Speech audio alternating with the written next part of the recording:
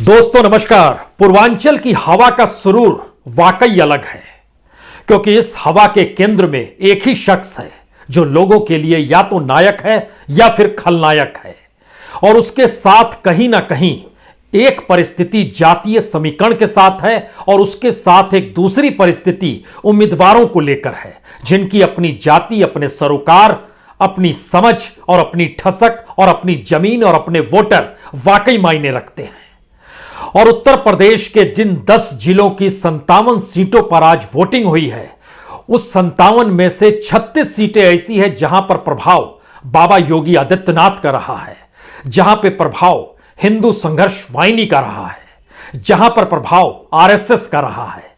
लेकिन बावजूद इसके पूर्व की हवा अपने तरीके से बहती हुई दिखाई दी। और पहली बार यह भी नजर आया कि आप मायावती को कहीं भूल तो नहीं गए हैं, क्योंकि कुछ जिलों में उम्मीदवारों के आसरे जो समीकरण उभर कर आए और वोटिंग पैटर्न ने दिखला दिया कि कुछ जिलों में त्रिकोणीय मुकाबला भी है। इस त्रिकोणीय मुकाबले का मतलब लाभ किसे मिलना होता है, इसकी चर्चा जरूर होगी। लेकिन पहले यह समझ लीजिए, जब मुकाबला त्रिकोणीय होता है तो आपको सिर्फ 35% ही वोट चाहिए, अन्यथा आपको 40% वोट चाहिए। लेकिन उससे पहले इस बिसात को समझ लीजिए कि खास तौर से गोरखपुर, कुशीनगर, बलिया, ये 3 ऐसे हैं जहां पर सीधा मुकाबला है। समाजवादी पार्टी और बीजेपी आमने सामने खड़ी है। लेकिन अंबेडकर नगर, बस्ती और संत कबीर नगर ऐसी जगह है जहां पर मुकाबला त्रिकोणीय हो चला, और त्रिकोणीय मुकाबला उम्मीदवारों के आश्रय हो चला है। यानी उनकी अपनी पहुंच ठसक बड़ी मायने रखती है, और उसने रोचक बना दी है पूर्वांचल की इस हवा को लेकर। उसके भीतर का सच यह है कि अलग अलग जिलों के भीतर में, चाहे वो बलरामपुर हो, चाहे देवरिया हो, चाहे महाराजगंज हो, इन जगहों की परिस्थितियों ने भी एक ऐसे मुकाबले को जन्म दे दिया जो बहुत साफ तौर पर बताता है कि आपने इससे पहले हमें दिया क्या था। वो सवाल खड़ा करता है तो दूसरा कहता है उससे पहले हमें मिलता क्या था। यानी चाहे अनचाहे 2012 से 2017 की यादें इन जगहों पर आपको नजर आएगी जब अखिलेश की सत्ता थी। और इन जगहों पर जो सवाल खड़ा कर रहे हैं उनके जहन में 2017 से 2022 की भी परिस्थिति है। लेकिन अब तो वोटिंग पूरी हो चली है और वोटिंग भी 2% कम हुई है। तो इसके मतलब मायने क्या है, पहले यह समझ लीजिए, उसके बाद हम जिले दर जिले भी आपको घुमा देंगे।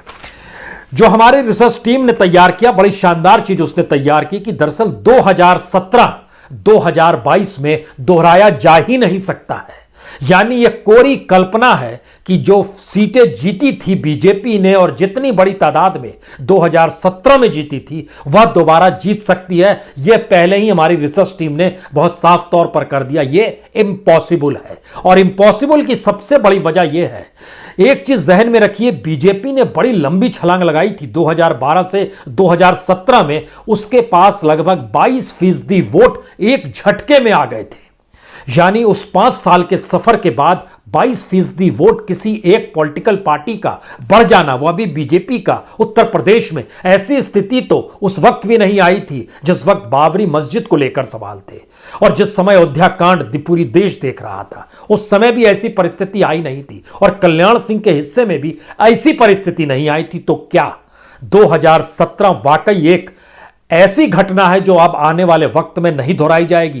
कह नहीं सकते हैं, लेकिन 2022 में यह संभव नहीं है, क्योंकि जिन 57 सीटों पर वोटिंग हुई उसका एक बड़ा हिस्सा यह है, बीजेपी को अगर 22% वोट का लाभ हुआ था तो समाजवादी पार्टी से वह खिसक कर 9% वोट बीजेपी के पास चले गए थे 2017 में। वह 9% क्या लौट रहे हैं?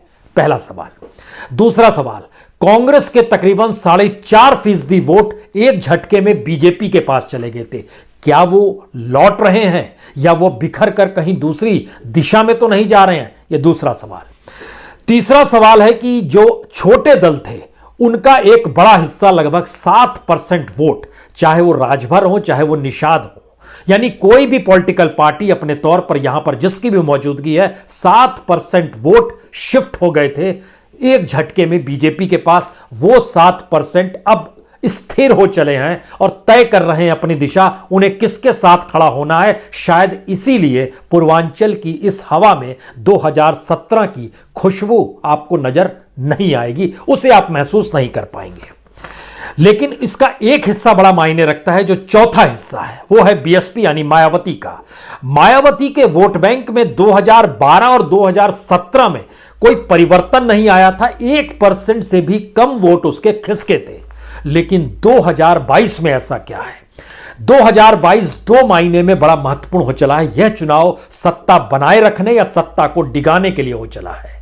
सत्ता में किसे लाना है, इसके लिए भी जोर आजमाइश हो रही है। और मायावती इन तीन परिस्थितियों के बीच में अटकी पड़ी थी। लेकिन जो तीन जिले नजर खास तौर से निकल कर आए, उसमें संत कबीर नगर, जिसका हमने आपसे जिक्र किया, अंबेडकर नगर और बस्ती, यहां पर एक त्रिकोणीय परिस्थिति बनी है।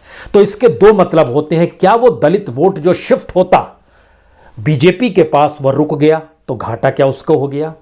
या फिर जो समाजवादी पार्टी के पास इन जगहों से चीजें शिफ्ट होनी थी, क्या वह थम गई? और इसके बाद त्रिकोणीय मुकाबले की परिस्थिति में पुरानी परिस्थिति दोबारा लौटकर आ गई 2012 वाली। क्या यह स्थिति आ सकती है? क्योंकि 2012 को जब जब आप याद करेंगे तो एक चीज समझिए, उस समय समाजवादी पार्टी 32 सीट जीती थी, वो एक झटके में 2 सीट पर आ गई। मायावती ने उस पीरियड में 9 सीटें जीती थी, वो घटी तो 5 सीट ही आई। यानी इस इलाके में मायावती की मौजूदगी, समाजवादी पार्टी सत्ता में आएगी या नहीं आएगी, 2017 में यह चल रहा था। 2012 में इसकी ठीक परिस्थिति थी कि उसकी मौजूदगी है, लेकिन सत्ता में समाजवादी पार्टी आ रही है। यानी मायावती नुकसान और लाभ की परिस्थिति में समाजवादी पार्टी के साथ जुड़ती रही, लेकिन 2022 की परिस्थितियों ने बिल्कुल अलग दिशा तय कर दी।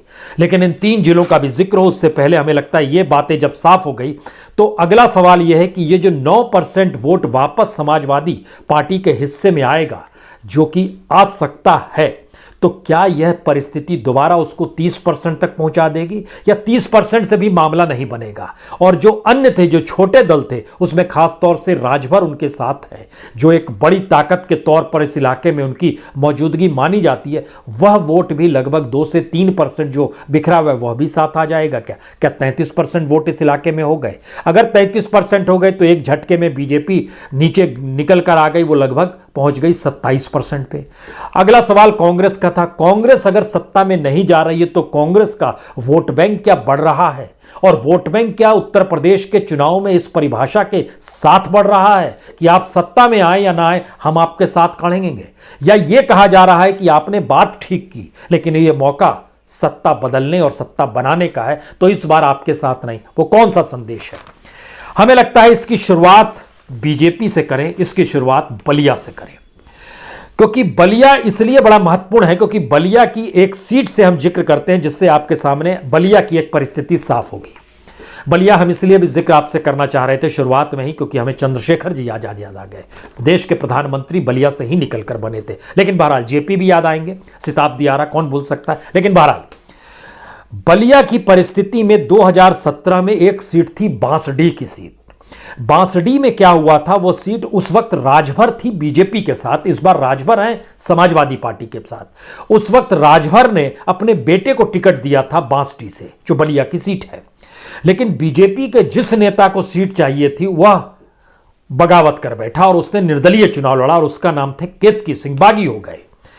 उनके बागी होने से असर यह पड़ा, ना तो राजभर के बेटे जीत पाए जो बीजेपी के साथ खड़े थे, और ना इंडिपेंडेंट केतकी सिंह जीत पाई। वहां पे जब रिजल्ट आया तो समाजवादी पार्टी के राम गोविंद चौधरी चुनाव जीत गए थे। यह एक इतिहास है, और इतिहास अपने आप को कैसे दोहराता है। अब आप दूसरी बांसडीह की स्थिति में आइएगा, तो इस बार वहां से केतकी को जब टिकट दिया गया, केतकी सिंह जी को जब टिकट दिया गया, तो बांसडीह में बीजेपी के एक दूसरे नेता हैं अजय शंकर पांडे, उन्होंने बगावत कर दी। बलिया में बांसडीह पर बीजेपी का नेता बगावत करता है, फेफना में बीजेपी का नेता अवलेश सिंह बगावत करते हैं, बलिया नगर में बीजेपी के नेता जितेंद्र तिवारी बगावत करते हैं, और बोरिया में बीजेपी के एमएलए जो सिटिंग थे सुरेंद्र सिंह, वह बगावत करते हैं। मतलब समझिए कि 7 में से 4 सीटों पर बीजेपी को बगावत का सामना करना पड़ा है। जवाब मिल गया आपको या नहीं मिला? जवाब नहीं मिला तो इसका अगला सवाल यह है कि इस बार केतकी सिंह बांसडीह में है, सामने वही राम गोविंद चौधरी हैं जो केतकी सिंह की वजह से उनके बागी होने पर जीत गए थे। इस बार उनके खिलाफ फिर बीजेपी का दूसरा बागी हो गया है। और जब आप परिस्थिति में देखिएगा तो बीएसपी यहां पर रसरा सीट एकमात्र जीती थी और समाजवादी पार्टी बांसडीह जीती थी। दोनों सीटें जीतने की परिस्थिति उस दौर में हवा जो बन रही थी उसमें जातीय समीकरण ने रसरा में काम किया था और वहां पर परिस्थिति बांसडीह में अलग थी। लेकिन अगला सवाल यह है कि बेलथारा रोड, सिकंदरपुर और फेफना, इन 3 जगहों पर सांसें फूली हुई हैं बीजेपी की। तो क्या बलिया नगर से मैसेज, जो बागियों का मैसेज है, वो धीरे धीरे आगे बढ़ रहा है और बीजेपी की मुश्किल यह हो गई कि उसके जो समीकरण छोटे दलों के साथ थे वह वोट भी शिफ्ट ऐसी परिस्थिति में होंगे या नहीं होंगे, यह एक अगला सवाल है। बलिया की 7 सीटों में से 4 से 5 सीट बीजेपी के लिए मुश्किल सवाल है और इस मुश्किल सवाल का जवाब आपको मिलेगा अंबेडकर नगर और बस्ती में, जहां पर मुकाबला त्रिकोणीय है। अंबेडकर नगर में बीएसपी 3 सीटें जीती थी एक वक्त में और वहां पर बीजेपी 2 सीट जीती थी और बस्ती में तो 5 सीट पिछली बार जीत गई थी। लेकिन त्रिकोणीय मुकाबले का मतलब बहुत साफ तौर पर यह है, जैसे बस्ती की सीटों का हम यहां पर जिक्र करेंगे, जो हरैया की सीट है वो बड़ी मायने रखती है क्योंकि यहां पर अजय सिंह सामने खड़े हैं और सामने त्र्यंबकनाथ समाजवादी पार्टी के पास है। कप्तानगंज, रुदौली, बस्ती सदर, महादेवा, इन 5 सीटों में से मुकाबला कि 3 सीटें जो हैं खास तौर से बीएसपी सामने आकर खड़ी हो गई है, वो बस्ती सदर में और महादेवा जो सुरक्षित सीट है, यहां पर बीएसपी त्रिकोणीय मुकाबले के साथ आ गई है। कौन जीतेगा कहना मुश्किल है, लेकिन त्रिकोणीय मुकाबला बतलाता है कि स्थिति में कौन बेहतर होगा अगर वोट शिफ्ट बीजेपी के पास नहीं हो रहा और बीजेपी अपनी परिस्थितियों में यहां पर अगर उलझी हुई नजर आती है। और एक हिस्सा और आपको बताना भूल गए थे, हमको लगता है उसका जिक्र भी तुरंत कर देते हैं, क्योंकि 2012 से 2017 में जब हम वोट परसेंटेज शिफ्ट कर रहे थे तो 9% समाजवादी पार्टी का था, 4.5% कांग्रेस का था, 7% लगभग अदर्स जो छोटे दल थे उनका था। इनको भी मिला दीजिएगा तो लगभग 20% होगा। उसके अलावे 2 से 3% जबरदस्त वोटिंग का इजाफा हुआ था, जो कि 2012 से ज्यादा वोट पड़े थे 2017 में। इस बार वो वापस लौटकर 2012 की परिस्थिति में आ गए हैं। तो वह जो वोट बैंक था, हालांकि बीजेपी कह रही है कि हमारा वोट बैंक घरों में नहीं कैद है बल्कि यह समाजवादी पार्टी का है, क्योंकि वोट तो निकलते हैं हराने के लिए, लेकिन 2017 में वोट निकले थे जिताने के लिए। तो अपनी अपनी परिभाषा है, लेकिन वोट परसेंटेज कम होने का नुकसान सत्ताधारी को इन क्षेत्रों में होगा, क्योंकि 36 सीटों पर प्रभाव बाबा का है और बाबा ही केंद्र में है, पूर्वांचल की राजनीतिक केंद्र में है। चुनाव में वोट किसको दे या नहीं दे यह मैटर कर रहा है।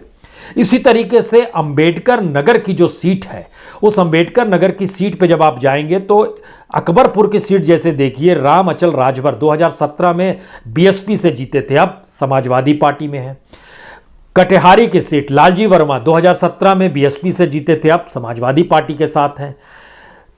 ये कटिहारी और अकबरपुर की परिस्थिति बताती है कि इन उम्मीदवारों के अपने तालमेल, अपने वोटरों को लेकर और समाजवादी पार्टी से मिलकर क्या उस हिस्से तक पहुंच सकते हैं जिस तरीके से बीजेपी का वोट बैंक शिफ्ट हुआ था। यहां पर एक सबसे बड़ी बात यह है कि अंबेडकर नगर में भी बीएसपी की मौजूदगी यानी मायावती की मौजूदगी 2017 में बहुत खुले तौर पर थी। 2022 में वो जरूर नजर आ रही है, लेकिन मायावती के जरिए नहीं, उम्मीदवारों के जरिए नजर आ रही है। उम्मीदवारों की अपनी पकड़ उस इलाके में क्या है, यह बड़ा मैटर कर रहा है। तो मैसेज अंबेडकर नगर और बस्ती का बहुत साफ तौर पर है कि इन जगहों पर उम्मीदवार अपनी पहचान और अपने वोट बैंक को क्या जोड़ लेगा, जब एक हवा चल रही है कि इन्हें हटाना है या इन्हें बनाए रखना है। जब आप सिद्धार्थनगर पहुंचते हैं तो सिद्धार्थनगर की 4 सीट बीजेपी के पास, वो आप ध्यान दीजिए तो कपिलवस्तु, बांसी, 1 सीट अपना दल के पास थी जो कि सोहरागढ़ की सीट थी। उस समय बीजेपी के साथ ही अपना दल, दोनों आज भी साथ ही हैं, यानी 5 सीट जो थी सिद्धार्थनगर की बीजेपी के पास है। लेकिन यहां पर हमें डुमरियागंज का जिक्र करना पड़ेगा, क्योंकि डुमरियागंज में राघवेंद्र प्रताप जो हैं बीजेपी की टिकट से जो लड़ रहे हैं, ये हिंदू युवा वाहिनी के प्रभारी हैं। हिंदू युवा वाहिनी जो है, जो अपने तौर पर जहां जहां पहचान लिए हुए योगी आदित्यनाथ हैं, वहां वहां उनका समर्थन हिंदू युवा वाहिनी का और उनके अपने उम्मीदवारों की मौजूदगी भी इन इलाकों में नजर आती है। यानी यह बहुत साफ है कि पूर्वांचल की इन जगहों पर योगी आदित्यनाथ को जिसको टिकट दिलाना चाहते थे उसकी चली है। लेकिन अगला सवाल यह है कि डुमरियागंज जैसी जगह पर जब राघवेंद्र प्रताप है तो उनके सामने जो कास्ट कॉम्बिनेशन और जाति और धर्म के आश्रय जो चीजें हैं वह कहीं ना कहीं राघवेंद्र के लिए भी मुश्किल खड़ा करती है, क्योंकि राघवेंद्र अपने तौर पर हिंदू हुआ वाहिनी बाबा योगी आदित्यनाथ को, सामने समाजवादी पार्टी के सैयदा खातून है, अशोक कुमार जो है बीएसपी के हैं, कांति पांडे जो हैं ये जातियों का समीकरण है। ये वोट बंटता है क्या जो ठाकुर और ब्राह्मणों का चक्कर था, इस स्थिति में ये बड़ा महत्वपूर्ण है। दूसरी बड़ी बात यह है कि यहाँ की एक इटवा सीट है। इटवा सीट पे जो शिक्षा मंत्री हैं इस समय राज्य के सतीश चंद्र द्विवेदी वह चुनाव लड़ रहे हैं और उनके सामने माता प्रसाद पांडे जो कि समाजवादी पार्टी के और पूर्व विधानसभा अध्यक्ष, उनको पिछली बार हार का मुंह देखना पड़ा था। इस बार की परिस्थिति ने ट्विस्ट लिया है क्योंकि सबको यह लगने लगा है इस सीट पर कि शायद अखिलेश यादव आ जाएंगे तो माता प्रसाद का महत्व कहीं बढ़ जाएगा और उसके जरिए हमारे इलाके का महत्व बढ़ जाएगा। यानी एक मैसेज ये भी है, आप जिसे जिता रहे हैं वो सत्ता की कुर्सी तक पहुंचेगा या नहीं पहुंचेगा तो हमारा काम नहीं होगा। यह भी एक सवाल इन इलाकों में रेंगता है और शायद इसीलिए त्रिकोणीय मुकाबले सिर्फ उम्मीदवारों के भरोसे है, पार्टी के भरोसे नहीं है। जहां जहां हमने जिक्र किया है, बांसी की सीट है जहां पर जयप्रताप सिंह हैं और समाजवादी पार्टी के नवीन हैं, राधेश्याम बीएसपी के हैं, किरण शुक्ला, यहां पर बहुत सीधा मुकाबला है। कपिलवस्तु में बहुत सीधा मुकाबला है, सोराबगढ़ में बहुत सीधा मुकाबला। ये बहुत सारी चीजें दिखलाती हैं कि सिद्धार्थनगर की परिस्थिति भी 2017 को दोहराने के लिए तैयार नहीं है। देवरिया में बाबा का बड़ा मान सम्मान है और देवरिया की जो तमाम 7 सीटें हैं, इन 7 सीटों में अगर आप ध्यान दीजिए तो 2 सीट का जिक्र करने की ज़रूरत है क्योंकि एक जर्नलिस्ट भी चुनाव लड़ रहे हैं देवरिया से, शलम मणि त्रिपाठी योगी के आप सलाहकार कहिए, पत्रकार के तौर पर, उन्होंने बाबा के आश्रय ही वो चुनाव मैदान में हैं और वहाँ पर अजय प्रताप सिंह उनके सामने खड़े हैं। क्या ये मुकाबला शलम मणि त्रिपाठी के पक्ष में इसलिए है क्योंकि बाबा का साथ है? यह एक स्थिति है कि बाबा के साथ वो शख्स है जो पत्रकार के तौर पर मौजूद रहा तो, लेकिन वो पत्रकार है, यह भी हिस्सा कहीं ना कहीं इस इलाके में जुड़ ही जाता है। उनका अपना बड़ा मान सम्मान है, इससे कतई इनकार नहीं है, लेकिन जातीय समीकरण में शलम मणि त्रिपाठी फंस जाते हैं। वो ब्राह्मण के तौर पर हैं और समर्थन जो है बाबा योगी आदित्यनाथ का, वो ठाकुर है, सामने समाजवादी पार्टी के अजय प्रताप सिंह खड़े हैं, वो ठाकुर के तौर पर है। ब्राह्मणों में कहीं एक परिस्थिति है कि उम्मीदवार को दें या पार्टी के हिस्से में जाएं, यह भी उलझन है ठाकुर ब्राह्मणों के बीच में। लेकिन बाकी जातियों की मौजूदगी बहुत साफ बताती है कि रास्ता आसान नहीं है और यह रास्ता आसान बीजेपी के जो पूर्व अध्यक्ष और सरकार में मंत्री हैं सूर्य प्रताप शाही, उनके लिए भी नहीं है, जो पत्थरदेवा से चुनाव लड़ रहे हैं, जिनके खिलाफ ब्रह्मशंकर त्रिपाठी खड़े हैं। यानी ध्यान दीजिएगा तो उम्मीदवारों का चयन जाति की परिस्थिति को देखकर किया गया। उम्मीदवार अपनी जातीय परिस्थिति और पार्टी की जो अपनी भूमिका, जो उनकी अपनी पहचान है, वह वोट अगर जुड़ जाते हैं, यह एक नई परिस्थिति बनी है। इससे पहले यह सिर्फ फायदा बीएसपी के साथ था, मायावती के साथ था। वहां कहा जाता था कि बीएसपी का अपना वोट बैंक तय है, आप अपना वोट बैंक लेकर आइए और चुनाव जीत जाइए। इसी एवज में बीएसपी के साथ लोग जाते थे। लेकिन इस बार का चुनाव इसलिए अलग रास्ते चल पड़ा है क्योंकि यहां पर जो सत्ता में कौन आ रहा है यह महत्वपूर्ण हो गया। यानी कोई उलझन नहीं है।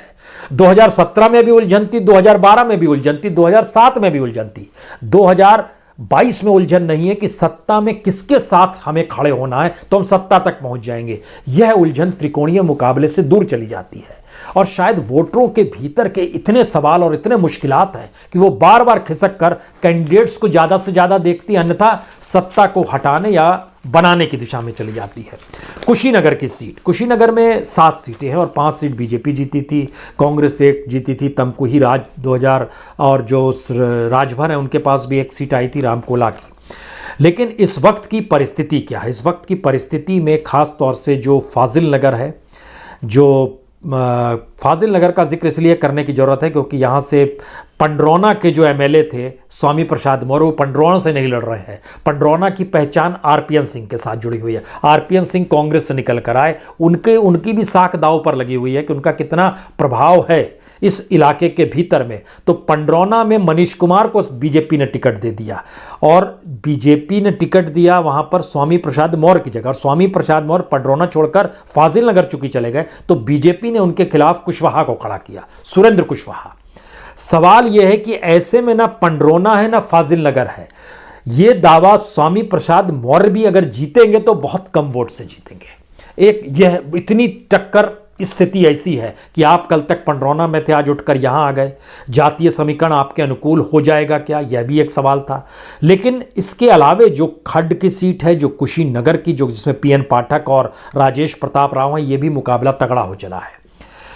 और इसमें हमको लगता है एक तमकुही राज का जिक्र इसलिए करना चाहिए क्योंकि कांग्रेस के जो प्रदेश अध्यक्ष हैं अजय कुमार लल्लू, वो यहां से चुनाव जीतते आए हैं और उनके खिलाफ बीजेपी ने असीम कुमार को खड़ा किया, समाजवादी पार्टी ने उदय नारायण को खड़ा किया। यह सीट जो है पहली बार असल परीक्षण इसी बात को लेकर है कि तमकुही राज में 2012 हो 2017 हो अजय कुमार लल्लू चुनाव जीते हैं। और अजय कुमार लल्लू को लेकर एक बड़ा सवाल इस इलाके में पहली बार यह है कि आपको चुनाव जिताया जाए या ना जिताया जाए, यह एक अजीबोगरीब परिस्थिति है। यानी पहली बार वह एमएलए जो जीतता आया किसी भी कालखंड में, इस कालखंड में यहां का मैसेज है कि सत्ता पे बाबा को बने रहने देना है या हटा देना है। हटा देने में आपका योगदान आपको जिताने भर से होगा। और समाजवादी पार्टी तो ये एक त्रिकोणीय मुकाबले की परिस्थिति में लाकर खड़ा कर देता है। यानी इससे पहले जो 50,000 के लगभग वोट जो मिल जाते थे, ये उसमें कहीं अब बड़ी गिरावट आएगी अगर अजय कुमार लल्लू चुनाव जीतते हैं तो भी, लेकिन उनका पलड़ा भारी है, इससे इनकार नहीं किया जा सकता है। हमने देवरिया का भी जिक्र आपके साथ किया। देवरिया के साथ हमको लगता है एक जिक्र जरूर होना चाहिए, अंबेडकर नगर, देवरिया। और एक हमारी रिसर्च टीम ने बड़ा शानदार काम किया है गोरखपुर को लेकर। गोरखपुर का जिक्र यहाँ पर इसलिए बड़ा महत्वपूर्ण है क्योंकि गोरखपुर की 9 में से 6 सीट फंसी हुई है। 6 सीट फंसने का मतलब क्या होता है? 6 सीट फंसने का मतलब होता है कि बाबा गोरखपुर सदर के केंद्र में हैं, उनकी अपनी सीट में उनके सामने जो ब्राह्मण कैंडिडेट खड़ी हुई हैं, जिसको समाजवादी पार्टी ने टिकट दिया है, जिनके पति जो थे वो बीजेपी में हुआ करते थे, उनको लेकर ब्राह्मण और ब्राह्मणों के वोट में तो कहीं ना कहीं बिखराव आ गया। ये बहुत खुले तौर पर नजर आया। लेकिन एक सवाल आया, क्या वाकई सदर की सीट में बाबा को लेकर कोई सवाल है? यकीनन सदर की सीट उनके दिल में है, लेकिन सवाल गोरखपुर का है। और गोरखपुर उत्तर प्रदेश का दिल हो जाए, ये बनाने की कोशिश में बाबा योगी आदित्यनाथ जो हैं 2002 से लग गए। जब कहा गया कि गोरखपुर में रहना है तो योगी योगी कहना है, लेकिन ये वो चाहते थे कि गोरखपुर और मठ का संदेश पूरे उत्तर प्रदेश में फैल जाए, जो इस बार नहीं फैलेगा, ये फैक्ट है। अगला सवाल है, पूरे प्रदेश में नहीं फैलेगा लेकिन गोरखपुर में फैलेगा क्या? अब देखिए जो 6 सीटें हैं, चिल्लू पार में हरिशंकर तिवारी का नाम चलता रहा। उनके बेटे विनय तिवारी पिछली बार बीएसपी से जीते थे, इस बार समाजवादी पार्टी के साथ है, उनका पलड़ा भारी है। एक सीट यहां गड़बड़ी हो गई। बांसगांव की सीट सुरक्षित है और सुरक्षित सीट में जो ब्राह्मण बहुल इलाका है वह किसके साथ जाएगा? यह सवाल इसलिए महत्वपूर्ण है, क्या वो बीजेपी के साथ यानी बाबा के साथ जाएगा? यह एक उलझा हुआ सवाल है। खजनी की सीट में दलित वोट निर्णायक है, वहां पर एक बड़ा सवाल था कि क्या मायावती की मौजूदगी यह एहसास कराती है कि सत्ता मिल जाएगी? जाहिर है ये सवाल बड़ा उलझा हुआ सवाल नहीं है, वो सीधा सपाट है कि मौजूदा वक्त में सीधी टक्कर कैसे हो रही है। तो चिल्लू पार, बांसगांव, खजनी, उसके बाद आइए पिपराइच जहां पे 90,000 निषाद हैं, लेकिन वोट निर्णायक ओबीसी है। और ओबीसी का मैसेज इस पूरे इलाके में कहीं ना कहीं वो एंटी बीजेपी तो नहीं चला गया? ये सवाल बार बार रेंग रहा है। यहां प्रो समाजवादी पार्टी का हम जिक्र नहीं कर रहे हैं, एंटी बीजेपी, क्योंकि ओबीसी का वोट 2017 में जितनी बड़ी तादाद में बीजेपी के साथ गया था, उतने ही सवालों को लेकर वह बीजेपी को कटघरे में इस बार खड़ा करने के लिए सड़क पे मौजूद है। तो यह सवाल इसलिए मायने रखता है। चिल्लू पार, बांसगांव, खजनी, पिपराइच, उसके बाद आइए कैप्रियाईगंज। कैप्रियाईगंज में 40% निषाद है, लेकिन यहां पर यादव और कुर्मी वोट भी मायने रखता है। और कुर्मी वोट अपना दल से पता नहीं क्यों उठा हुआ है, उसको लगता है कि हमारे लिए कुछ हुआ नहीं, और जब बेटी ने कुछ नहीं किया तो क्या मां के साथ चले जाएं? मां जो है समाजवादी पार्टी के पास है, वो अपना अपना दल चला रही है। तो यह सारी परिस्थिति बताती है। और छठी सीट जो है वह गोरखपुर शहर तो हम नहीं कहेंगे, गोरखपुर ग्रामीण कहेंगे, जहां पे निषाद और दलितों का वर्चस्व है। तो गोरखपुर की 9 में से 6 सीटों को लेकर अगर सवाल है तो आखिरी सवाल सबसे बड़ा यही है कि पूर्वांचल की हवा के केंद्र में बाबा योगी आदित्यनाथ की मौजूदगी है, लेकिन जो नायक मानते हैं उनकी तादाद और जो खलनायक मानते हैं उनकी तादाद, अगर इसे भी आप बराबर मान लें तो अगला सवाल बहुत साफ तौर पर आता है कि ब्राह्मण किधर जा रहा है। निषाद क्या खुल्लम खुल्ला और पूरे एकमुश्त बीजेपी के साथ जा रहा है?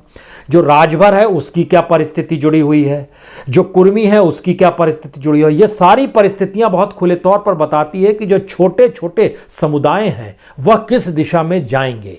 बीजेपी अपने तौर पर दावा जरूर करती रही कि हमारे पक्ष में आएंगे, लेकिन कुछ सवाल यहां पर पहली बार उठे कि राशन क्या हम भीख के आधार पर हैं? ये पूर्वांचल से ही मामला उठ सकता है, शहरों में ऐसा मामला नहीं उठता है। ग्रामीण और ग्रामीण में भी संघर्ष की जमीन से यह मामला है कि राशन क्या भीख पर टिकी हुई परिस्थिति तो नहीं है, लेकिन कहीं उससे बड़ा सवाल यह है जो इस पूरे पूर्वांचल के भीतर के इन 57 सीटों पर नजर आया, युवाओं का वोट और छात्रों का वोट बीजेपी के खिलाफ है। और ये गुस्सा जो है उन लड़कों के भीतर में यह खुले तौर पर नजर आ रहा है। जो वोटिंग की लाइन में थे उनसे भी जिन लोगों ने बातचीत की, हमारे जो भी तमाम जो सहयोगी हैं, रिसर्च करने वाले, उन्होंने जो बात की और अपने तौर पर जो रिपोर्ट भेजी कि छात्रों के बीच का गुस्सा बड़ा व्यापक है। किसानी का मुद्दा आवारा पशुओं से जुड़ा हुआ है और आय से जुड़ा हुआ है, वो आंदोलन से जुड़ा हुआ नहीं है। लेकिन छोटे और सीमांत किसान में एक तबका 6,000 रुपए मिलने से खुश है, यह भी सच है। यानी किसान का मुद्दा अलग अलग हिस्सों में बंटकर डिफ्यूज होता है, लेकिन छात्रों का मुद्दा डिफ्यूज नहीं होता है, जो कहीं ना कहीं केंद्र में खड़े हुए बाबा को लेकर कुछ सवाल खड़े करता है। तो पूर्वांचल की हवा का रुख, इसका अगला हिस्सा जाहिर है 54 सीटों में नजर आएगा जो इसके बाद होने वाली है। लेकिन इस रुख ने एक बात बहुत साफ कर दी जो इससे पहले कतई साफ नहीं थी, कि दरअसल लखनऊ को लेकर जो बाबा योगी आदित्यनाथ का दिल धड़कता है, वह यूपी के भीतर बाबा योगी आदित्यनाथ को लेकर दिल धड़कने की परिस्थिति में अगर पूर्वांचल की जमीन नहीं है, तो ये अध्ययन अब करने की बात होगी कि क्या इन बात को लगातार प्रचार प्रसार के जरिए बढ़ाया गया, फैलाया गया कि केंद्र में योगी आदित्यनाथ है, उन्हीं के इर्द गिर्द सारी चीज़ें राजनीति घूम रही है। ये सवाल इसलिए महत्वपूर्ण है क्योंकि बहुत सारे सवाल बीजेपी के भीतर और उनके कार्यकर्ताओं के जरिए भी उठे, जहां पर उन्होंने शालीनता के साथ इस बार प्रचार से खुद को अलग भी किया है। और यही प्रचार से अलग करने की परिस्थिति में वोटिंग परसेंटेज नीचे आ रहा है, जो शायद खतरे की घंटी है बीजेपी के लिए। बहुत बहुत शुक्रिया, बहुत बहुत शुक्रिया।